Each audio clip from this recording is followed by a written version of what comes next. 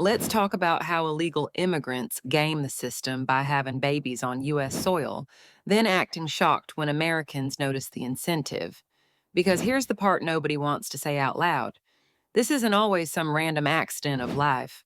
For a lot of people, it's a strategy, a plan, a loophole, and before the comment section starts hyperventilating, yes, babies are innocent, obviously, but adults make choices, and governments set incentives, and incentives shape behavior. So let's break it down. If you enter the U.S. illegally, you already know you're not supposed to be here, but if you have a baby here, that baby becomes a U.S. citizen. Now, does that automatically make the parents legal? No, but what it does do is create a pressure campaign. Because now every enforcement conversation turns into, are you really going to deport the parents of an American child? Are you really going to separate a family? Are you really going to do this to a citizen? And just like that, the conversation stops being about the law and becomes about emotions. That's the game.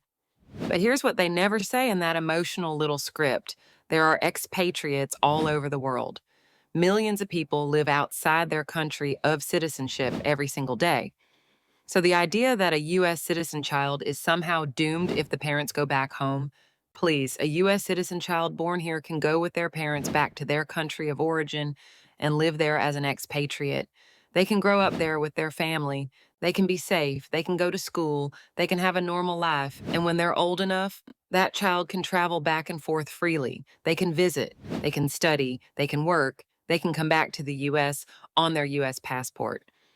So let's stop pretending the only humane option is letting the parents stay illegally forever, because that's not compassion, that's surrender.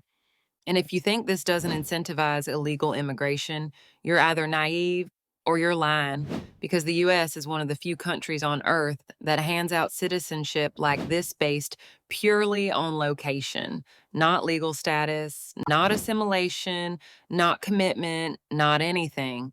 So, yes, people will come here, have babies, and then use that baby citizenship as a shield, not because they love America so much, but because they understand how America's guilt works.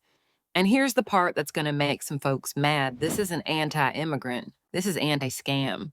Legal immigrants wait, they pay, they follow rules, they do paperwork, they do interviews, they do background checks, they do it the right way.